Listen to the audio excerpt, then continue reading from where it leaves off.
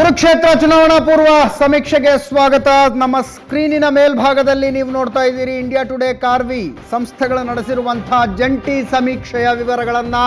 ಚುನಾವಣಾ ಪೂರ್ವ ಸಮೀಕ್ಷೆ ಇದು. 90ರಿಂದ 101 ಸ್ಥಾನಗಳನ್ನ ಕಾಂಗ್ರೆಸ್ ಗೆಲ್ಲಬಹುದು, 78ರಿಂದ 86 ಸ್ಥಾನಗಳನ್ನ ಬಿಜೆಪಿ, 34ರಿಂದ 43 ಸ್ಥಾನಗಳು ಜೆಡಿಎಸ್, 4ರಿಂದ 7 ಸ್ಥಾನಗಳಲ್ಲಿ ಪಕ್ಷೇತರರು ಗೆಲ್ಲಬಹುದು ಅಂತ. ಕರ್ನಾಟಕದ ಮೂಡ್ ಒಂದು ರೀತಿಯಲ್ಲಿ ಯಾವುದೇ ಪಕ್ಷಕ್ಕೂ ಸ್ಪಷ್ಟ ಬಹುಮತ ಬರೋದಿಲ್ಲ ಅಂತ ಜನಸಾಮಾನ್ಯನೇ ಅಭಿಪ್ರಾಯಕ್ಕೆ ಬಂದಿದ್ದಾನೆ. ಜನಸಾಮಾನ್ಯನ ಅಭಿಪ್ರಾಯವನ್ನ ರಿಫ್ಲೆಕ್ಟ್ ಮಾಡ್ತಾ ಇದೆ ಈ ಒಂದು ಸರ್ವೆ. ಆದ್ರೆ ಬಹಳ ಇಂಟ್ರೆಸ್ಟಿಂಗ್ ಆಗಿರುವಂಥದ್ದು ವೋಟ್ ಶೇರ್ನ ಪ್ರಮಾಣಕ್ಕೆ ನಾವು ಹೋದ್ರೆ, ವೋಟ್ ಶೇರ್ 37% ಕಾಂಗ್ರೆಸ್ದಾಗುತ್ತೆ, 35% ಬಿಜೆಪಿದಾಗುತ್ತೆ. ಕೇವಲ 2% ಮಾತ್ರ ಡಿಫರೆನ್ಸ್ ಇರುತ್ತೆ ವೋಟ್ ಶೇರ್ನಲ್ಲಿ ಅಂತ ಈ ಸರ್ವೆ ಹೇಳ್ತಾ ಇದೆ. That's very interesting. Very interesting. But that 2% any moment can collapse or swing. That is what the survey is saying. 2% swing ಕೂಡ ಆಗಬಹುದು ಅಂತ ಸರ್ವೆ ಹೇಳ್ತಾ ಇದೆ. ಸೊ ಆಲ್ಮೋಸ್ಟ್ ಹೆಚ್ಚು ಕಡಿಮೆ ಬಿಜೆಪಿ ಮತ್ತು ಕಾಂಗ್ರೆಸ್ನ ವೋಟ್ ಶೇರ್ ಸಮಾನವಾಗಿರುತ್ತೆ. ಆದ್ರೆ ಸ್ಥಾನಗಳ ವಿಷಯಕ್ಕೆ ಬಂದ್ರೆ ಕಡಿಮೆ ಆಗುತ್ತೆ. ಎಸ್.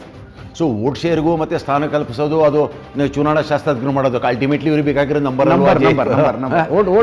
ತಗೊಂಡು ಏನು ಮಾಡ್ತೀರಾ? ವೋಟ್ ಶೇರ್ ಅನ್ನುವಂಥದ್ದು ಆಯಾ ಪಕ್ಷಗಳು ತಮ್ಮ ಸಮಾಧಾನ ಕೇಳುವಂಥದ್ದು. ಆದ್ರೆ ಅಲ್ಟಿಮೇಟ್ಲಿ ಸರ್ಕಾರ ರಚನೆ ಮಾಡೋದಕ್ಕೆ ಸಿಂಪಲ್ ಮೆಜಾರಿಟಿ ಅನ್ನೋದು ಬೇಕಾಗತ್ತೆ.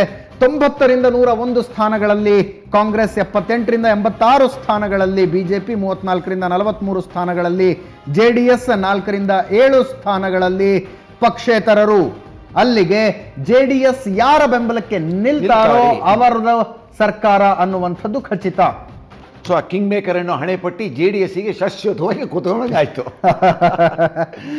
ಅದೇ ರೀತಿಯಾಗಿ ನಾವು ಮಾತಾಡ್ತಾ ಇದ್ವಿ ಸಿದ್ದರಾಮಯ್ಯ ಸರ್ಕಾರದ ಸಾಧನೆ ಹೇಗಿದೆ ಅನ್ನುವಂತಹ ವಿಷಯಕ್ಕೆ ಬಂದ್ರೆ, there is not much anti incumbency. ಆರಂಭದಿಂದಲೂ ನಾವು ಇದನ್ನು ಹೇಳ್ತಾ ಬರ್ತಿದೀವಿ. ಅತ್ಯುತ್ತಮ ಅಂತ 10% ಜನ ಹೇಳಿದ್ರೆ, ಉತ್ತಮ ಅಂತ 28% ಜನ ಹೇಳ್ತಾರೆ, ಪರವಾಗಿಲ್ಲ ಅಂತ 31% ಜನ, ಕಳಪೆ ಆಗಿದೆ ಅಂತ 20%, ತುಂಬಾ ಕಳಪೆ ಅಂತ 9%. ಈ ಮೋಸ್ಟ್ ಅಪಾಯಕಾರಿ ಯಾವ್ದು ಗೊತ್ತಾ ಇದ್ರೊಳಗೆ?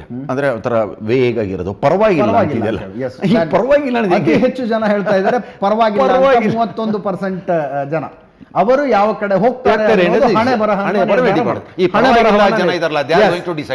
ಹಣೆ ಬರಹವನ್ನ ನಿರ್ಧಾರ ಮಾಡುವಂಥವ್ರು ಈ 31% ಜನ. ಪರವಾಗಿಲ್ಲ ಸಿದ್ದರಾಮಯ್ಯನವರ ಸಾಧನೆ ಅಂತ ಹೇಳುವಂಥವ್ರು. ಇನ್ನು ಸರ್ಕಾರದ ಸಾಧನೆ ಅಂತ ಬಂದಾಗ, ಸರ್ಕಾರದ ಸಾಧನೆಯ ವಿಷಯದಲ್ಲೂ ಕೂಡ ಅನೇಕ ಜನ ಅನೇಕ ರೀತಿಯಲ್ಲಿ ಹೇಳ್ತಾರೆ.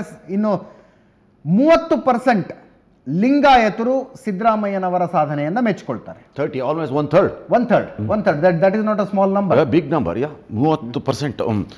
ಅವ್ರಕ್ಕಿಂತ ಒಕ್ಕಲಿಗರು 32 ಕಾಣಿಸ್ತಾ ಇದೆ. ನಮ್ಮ ಸ್ಕ್ರೀನ್ ಮೇಲೆ ವೋಟ್ ಶೇರ್ ಅನ್ನ ನೀವು ನೋಡ್ತಾ ಇದ್ದೀರಿ. ಕಾಂಗ್ರೆಸ್ 37% ಮತಗಳನ್ನ ಪಡೆದ್ರೆ, 35% ಮತಗಳನ್ನ ಬಿಜೆಪಿ ಪಡೆಯುತ್ತೆ. ಜೆಡಿಎಸ್ 19%, ಇತರರು 9%. ಇದು ವೋಟ್ ಶೇರ್ನ ಲೆಕ್ಕಾಚಾರ. ಬಿಜೆಪಿಗೂ ಮತ್ತು ಕಾಂಗ್ರೆಸ್ಗೂ ಮಧ್ಯೆ ಕೇವಲ 2% ಮತ ಪ್ರಮಾಣದ ವ್ಯತ್ಯಾಸ ಇರುತ್ತೆ ಅಂತ ಈ ಸರ್ವೆ ಹೇಳ್ತಾ ಇದೆ. ಸರ್ವೆಯಲ್ಲೇ ಹೇಳೋ ಪ್ರಕಾರ ಮತದಾನಕ್ಕಿಂತ ಮೊದಲು 2% ಮತಗಳು ಆಚೆ ಈಚೆ ಆಗಬಹುದು.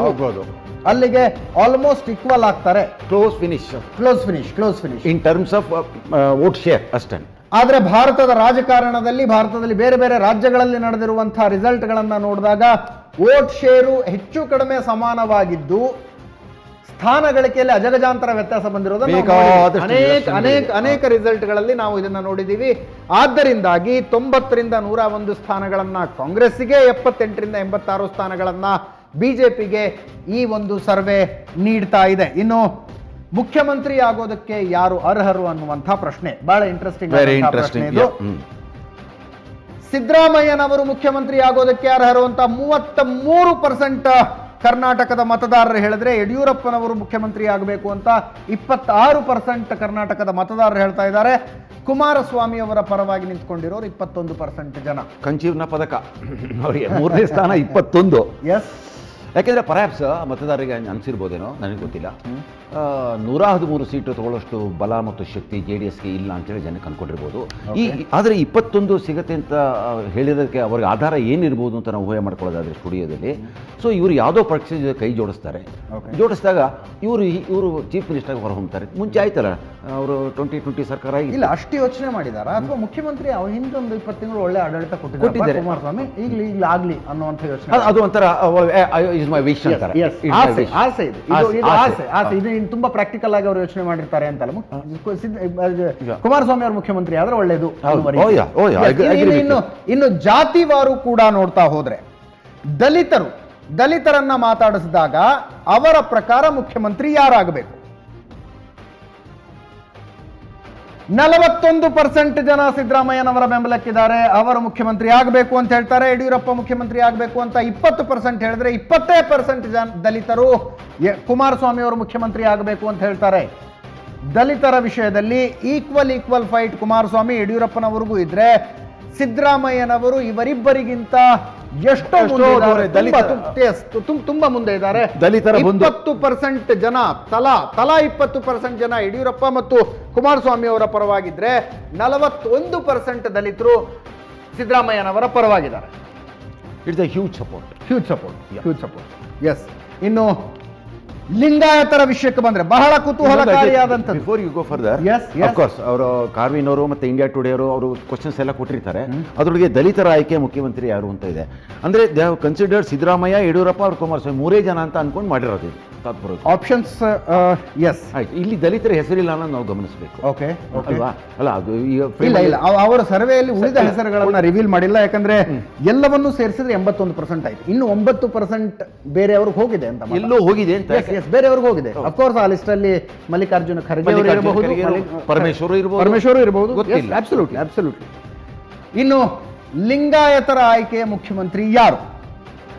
ಈ ಪ್ರಶ್ನೆ ತುಂಬಾ ಇಂಪಾರ್ಟೆಂಟ್ ಆಗುತ್ತೆ. ಲಿಂಗಾಯತ ಪ್ರತ್ಯೇಕ ಧರ್ಮದ ಬದಲಾದ ಸನ್ನಿವೇಶದಲ್ಲಿ ಈ ಪ್ರಶ್ನೆ ಬಹಳ ಪ್ರಮುಖ ಆಗುತ್ತೆ. 23% ಲಿಂಗಾಯತರು ಸಿದ್ದರಾಮಯ್ಯ ಮುಖ್ಯಮಂತ್ರಿ ಆಗಬೇಕು ಅಂದ್ರೆ 39% ಲಿಂಗಾಯತರು ಯಡಿಯೂರಪ್ಪ ಮುಖ್ಯಮಂತ್ರಿ ಆಗಬೇಕು ಅಂತ ಹೇಳ್ತಾರೆ. ಕುಮಾರಸ್ವಾಮಿ ಮುಖ್ಯಮಂತ್ರಿ ಆಗಬೇಕು ಅಂತ ಹೇಳುವಂಥದ್ದು 17% ಲಿಂಗಾಯತರು. ಅಲ್ಲಿಗೆ ಸಿದ್ದರಾಮಯ್ಯನವರಿಗಿಂತ ಯಡಿಯೂರಪ್ಪನವರು ತುಂಬಾ ಮುಂದೆ ಇದ್ದಾರೆ ಲಿಂಗಾಯತ ಅಭಿಪ್ರಾಯವನ್ನ ಪಡೆದುಕೊಂಡಾಗ. ಸ್ವಜಾತಿ ಪ್ರೇಮ ಅನುಭವದೆ. ಅಫ್ಕೋರ್ಸ್ ಸ್ವಜಾತಿ ಪ್ರೇಮ. ಅದ್ರ ಬಗ್ಗೆ ಈಗ ಯಡಿಯೂರಪ್ಪನವರಿಗೆ ಲಿಂಗಾಯತರ ಬೆಂಬಲ ದೊಡ್ಡ ಮಟ್ಟದಲ್ಲಿ ಇದೆ ಅನ್ನೋದ್ರ ಬಗ್ಗೆ ಯಾವುದೇ ರೀತಿಯ ಸಂಶಯ ಇಲ್ಲ. ಆದ್ರೆ ಅವರು ಮುಖ್ಯಮಂತ್ರಿ ಆಗಬೇಕು ಅಂತ 23% ಲಿಂಗಾಯತರು ಹೇಳ್ತಾ ಇದ್ದಾರೆ. ಡು ಯು ಥಿಂಕ್ ಲಿಂಗಾಯತ ಪ್ರತ್ಯೇಕ ಧರ್ಮದ ಹೋರಾಟ ಇದಕ್ಕೆ ಕಾರಣ ಆಗಿರಬಹುದು?